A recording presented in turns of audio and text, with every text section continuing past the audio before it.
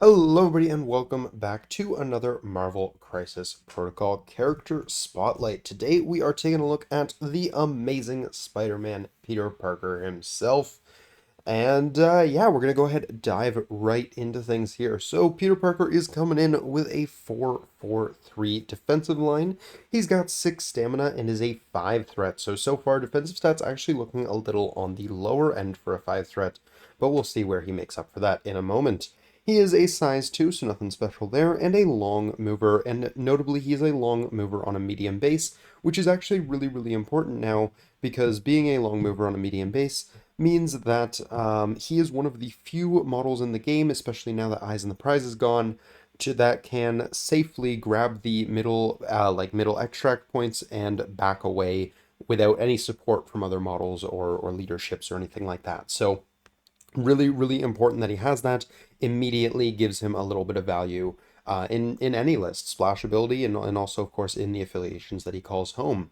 But before we talk more about that, we're going to get into his attacks here. So he has 2 attacks here at Mr. Spider-Man. The first one is his Builder Spider Strike.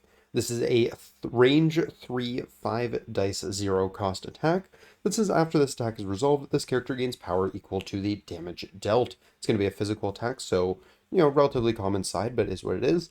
And it's got a crit wild momentum trigger. After this attack is resolved, choose another enemy character within range 2 of the target character, place this character within range 1 of the chosen character, and the chosen character suffers a collision as if this character were thrown into them. So yeah, this is a really solid trigger. A great way of putting damage onto 2 models at once. Can be really nice for those situations where like, oh, I don't have the action economy to do as much things as I need to do this turn.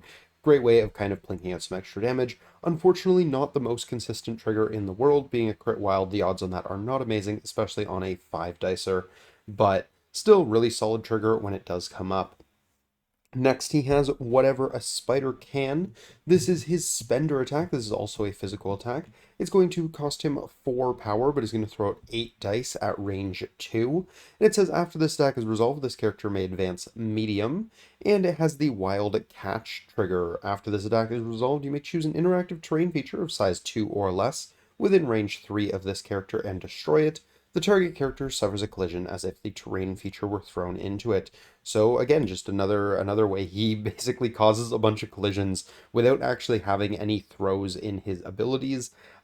He just kind of smashes terrain features into you off of this attack. It's just a single wild, so that's reasonably consistent. And because of the timing on the catch trigger, you can choose to do the advance before or after. So if you don't have any terrain features that you want to throw within range 3 of him when he makes the attack, you can use that medium advance to get within range of something and then throw it at them.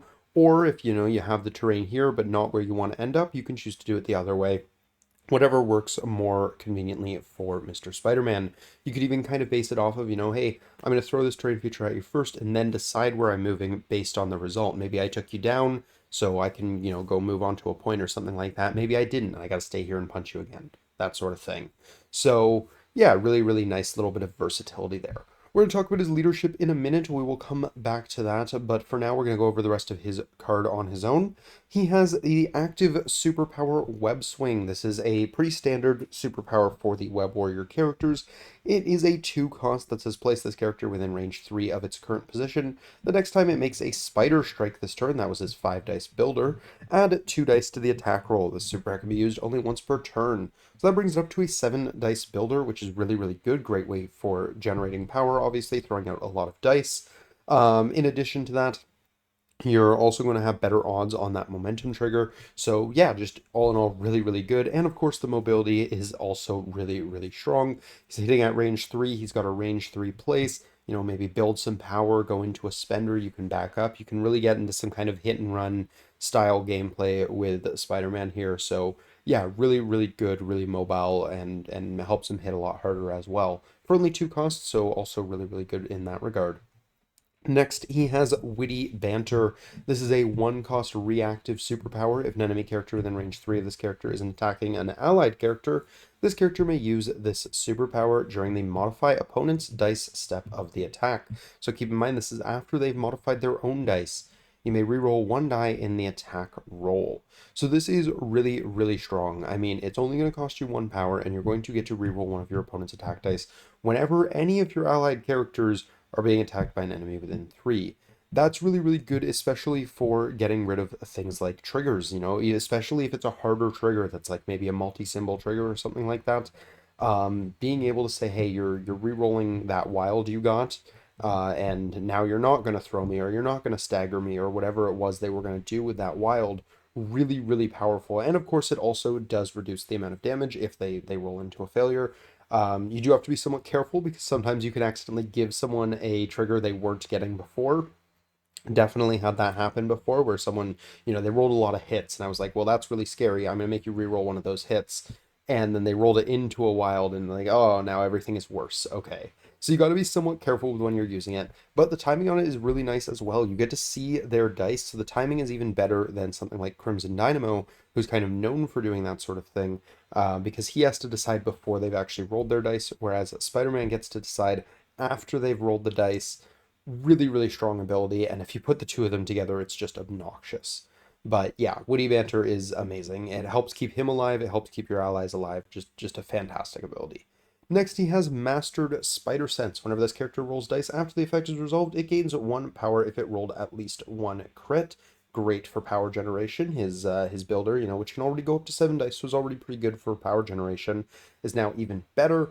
You can gain some power back on your spender as well with an 8 dicer. Really, really solid. This also applies when you're rolling defense dice. This also applies when you're trying to flip objectives. All around, just really, really good stuff. And then additionally, he may reroll any number of his defense or dodge dice. So that 443 is 443 with full rerolls, which suddenly looks a lot better and makes that 6 health not feel as bad, especially when you can combine it with witty banter to be rerolling your opponent's dice as well. Lots of stuff here. You can really have a hard time taking this guy down. Sometimes of course dice will be dice, you roll into 4 skulls and you're out of luck. But yeah, it's really, really solid defensive tech, and yeah, just in general, fantastic ability. And of course, he has Wallcrawler because he is a Spider-Man, and that is a thing that he does. So yeah, really, really solid kid here. If we go ahead and we flip over to the other side here, nothing really changes for Mr. Parker here. He is the exact same as far as I'm aware. Maybe I'm missing something super obvious and I'm going to kick myself for it later. But as far as I'm aware, the only thing that changes is the art. He's losing his mask. Everything is very scary for him. The stakes are up, but he is otherwise the exact same. Now we're going to talk about his leadership, the Friendly Neighborhood Spider Team affiliation Web Warriors. So of course he is a leader for the Web Warriors. It says once per turn during an allied character's activation, it may spend 1 power and choose an enemy character within range 2. The chosen character gains the slow special condition. If the chosen character already had the slow special condition, place it within range 1 of its current position and remove that special condition. So this is an interesting leadership. I do think this is probably one of the most kind of unique and very like specific leaderships in the game, and I really like it for that reason. Unfortunately, I think it is a little below the curve in terms of power compared to some of the more just kind of this is just good leaderships, but it is a really cool leadership that you can do some really interesting things with. In particular, if you're trying to run Web Warriors a little bit more attrition focused, it can be great to hand out a lot of slows, especially on a wider map like a B map or something like that, where, all webbed up isn't going to catch everyone on their team. So when you do have that all webbed up turn, maybe, one character gets half their team, the other side of the board, you get to pay that 1 power, give them the slow condition, and then still get those extra dice against them. So lots of really powerful uses in combination with the all webbed up card. Not to mention slow is just a really good condition, so even if you're not going for that more attrition focused game plan, if you're playing on something like a D map where the ability to move between the points is really, really valuable, slowing characters down can be a big deal. Even something like a sword base or something like that. Being able to put slows on characters so they can't rotate as effectively is a big, big deal. So really, really strong there. It's also got a great kind of control side to that. Again, you can combine this with the all webbed up turn for a lot of value, just being able to bump characters off of points and things like that. So really, really good for kind of a more secure focused Web Warriors list, which I think is really, really interesting. Unfortunately, I haven't personally had too much success with this leadership myself, but I do really, really like it, and I hope someone can kind of unlock it in the future because I do think it's really cool. And I think as we get more aggressive Web Warriors released, it becomes a little bit better every time. So hopefully soon I'll see some success with this and maybe try playing around with it a little bit more.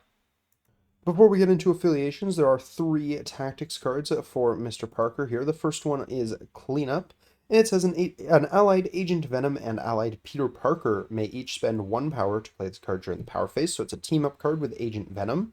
Agent Venom gains the Spider Sense superpower until the end of the round, so he gains the ability to reroll two of his defense dice, so that's really, really good. And Peter Parker gains the Symbiotic Instincts superpower until the end of the round, which is the superpower on Agent Venom that says your opponents cannot modify their defense dice when being attacked by that character. So yeah, that's a solid superpower to be able to hand to Peter and a solid superpower to be able to hand to Agent Venom. They both appreciate those powers. Peter, it'll help him build some power and do a little bit of extra damage on his Spider Strike. Really, really interesting card in the mirror, in my opinion, if you're playing Web Warriors into Web Warriors, because you can use that card to now be like, well, all of those rerolls all of your Web Warriors have, we're going to ignore those. We're going to pretend you don't have those when probably one of the hardest hitting Web Warrior pieces in Amazing Spider-Man is attacking you. You don't get that. You're just rolling your regular dice and hoping for the best, which is a big deal because a lot of the Web Warriors are really, really relying on their rerolls. So I do think it's a really interesting card, specifically in that matchup or against other reroll heavy teams. But outside of that, I don't think it's the best thing in the world because, I mean, it's only going to come up if your opponent's running a lot of defensive modification. So you're going to have to be careful. It's definitely a situational card, but I do think it can be really good used in the right space. The next card is Go Get 'em Tiger. This is when an allied Peter Parker dazes or KOs a non-grunt enemy character. After the effect is resolved, Peter Parker may spend 2 power to play this card. If Peter Parker is holding an objective token, he may remove up to 3 damage and up to 1 special condition. If Peter Parker is not contesting a secure objective token, he may advance small. So, a couple really interesting things with this, and I do think this is a relatively solid card. Of course, its biggest problem being that it relies on you dazing or KOing a character, specifically a non-grunt, so you can't pick the super easy ones there. But yeah, it's a great way to kind of give Peter one of two things, both of which can be really helpful in the right situation. Healing on Spidey is super obnoxious. When you finally get through all of that defensive tech that he has, and then he just heals right back up, really, really annoying. So definitely a valuable thing for him to have. And all he has to be doing for that is holding an objective token, which is something he kind of wants to be doing anyways. We already talked about how he's a safe grab, so he can go and grab an objective right at the start of the game relatively easily. So yeah, he's probably holding an objective most of the time, so that's definitely going to be useful. And then if he's not contesting a secure already, he gets to advance small. That's also just a great extra effect. I mean, most of the time you want most of your characters to be contesting points. That's generally how games are won. So yeah, being able to just walk him on 2 points is fantastic. You can even combine this with something like a spender, so you get a medium advance and a small advance, and that gives you some really, really good distance. So there's a lot of interesting things you can do with this. Yeah, I think this is a pretty solid card in my opinion.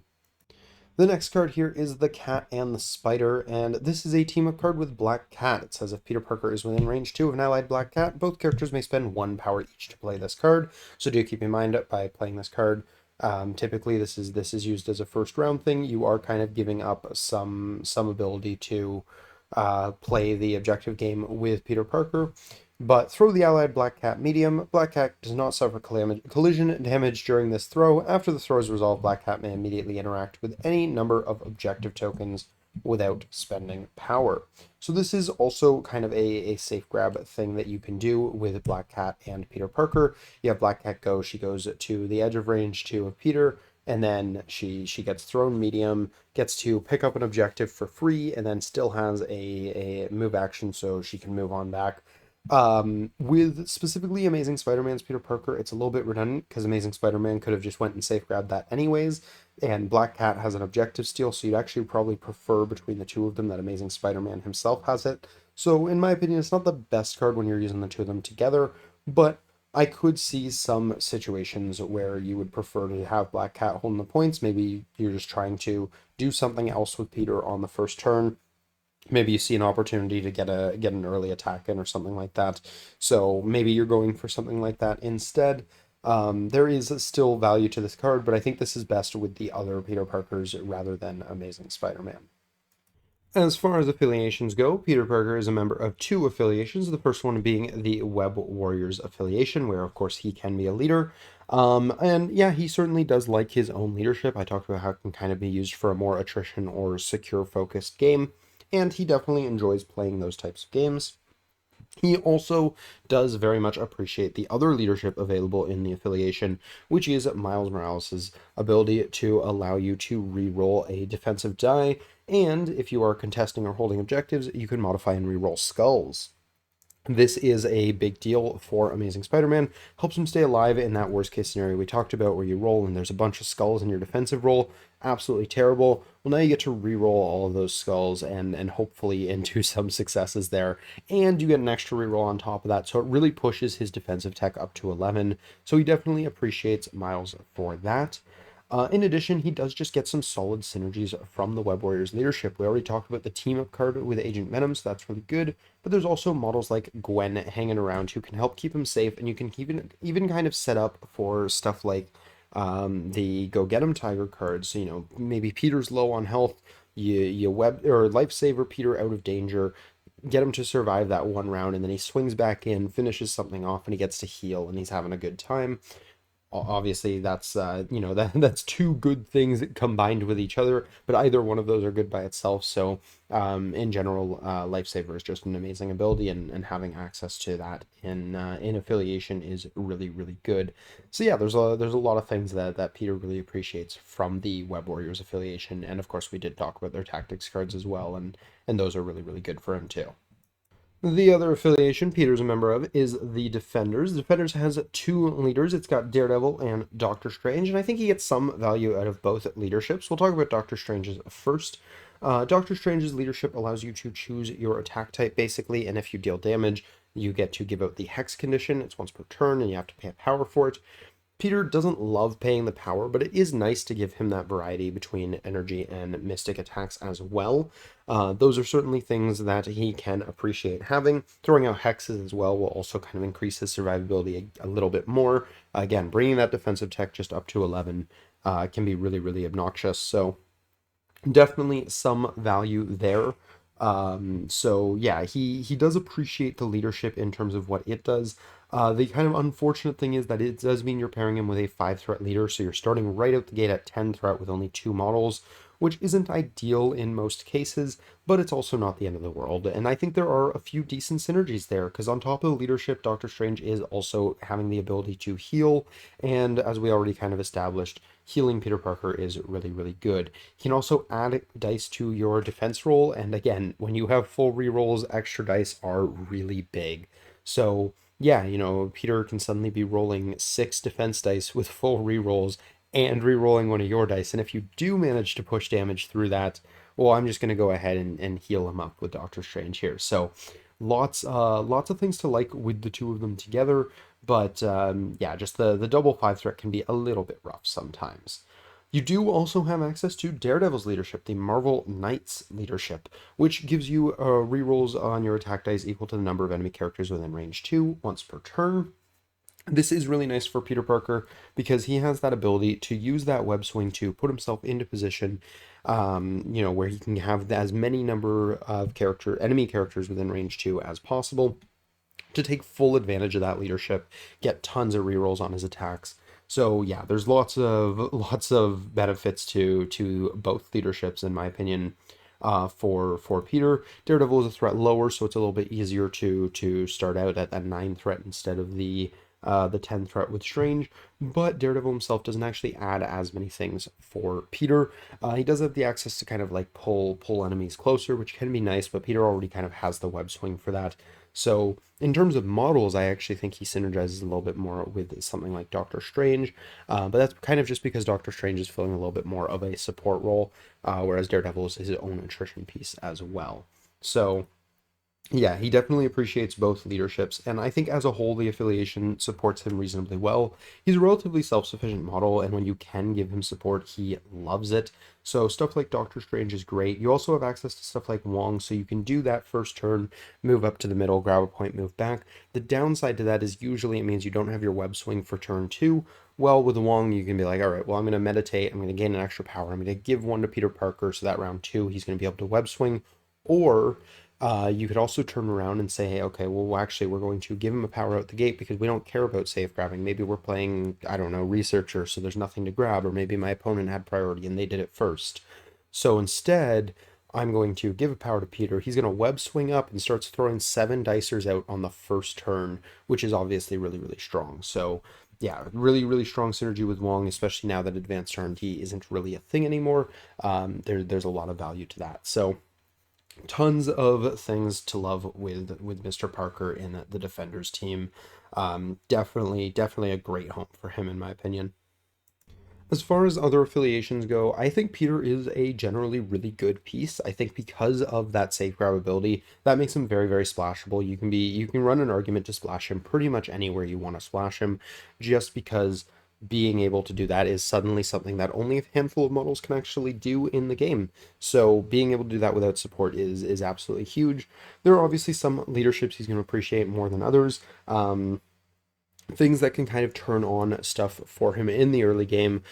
Stuff like Steve 1 giving him web swings for only 1 power, and Avengers could be really, really good for him. He'll hit the triggers more consistently with Steve 3 for that matter. So there's a couple leaderships there that he could certainly appreciate.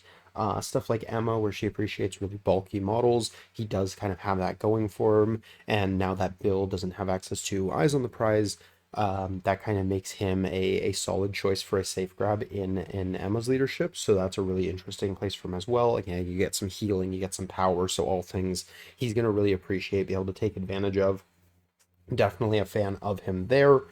In general, I think those are kind of things you're looking for him. You're going to look for things that will be able to help him get a little bit of that early game power, just to keep him going. You don't want to focus too much on that because that will kind of drop off in value as you get towards the late game. So the other thing is you want stuff that's going to kind of help push his defensive stuff to 11, whether that's healing through Emma, rerolls through something like Guardians or Wakanda, or Shield with their reroll leadership as well. Lots of different things can really push that sort of thing to 11 for him. So yeah, he's a really, really solid piece. He can kind of be splashed anywhere, which is why I'm not kind of going into too many super specifics, because he's pretty happy with a lot of different things. I can see an argument for running him somewhere like Midnight Suns. He doesn't care as much about the bump, but they have access to some models that really support him, like Wong we were talking about earlier. So that could be interesting for him. I don't know if he cares too much about the leadership, but we'll see if maybe he cares more later when we have a new leader coming for them. Later, either this year or early next year, I believe was when they said Elsa was coming. So there could be something interesting there. You've got some kind of neat ideas with criminal syndicates, something like Kingpin being able to count as two for objectives, and being able to pass around your objective tokens can be really, really useful for him. You can do some interesting things with that for sure. Stuff like MODOK can help push his defensive tech up. You're re-rolling all of your dice and you got a wild, well, there's another shield as well. So a little bit of extra consistency there. So yeah, you have some cool kind of options for him in a lot of different places. So it's kind of hard to just narrow down and be like, these are the like 3 best places he's splashed, because I think he's pretty solid almost anywhere.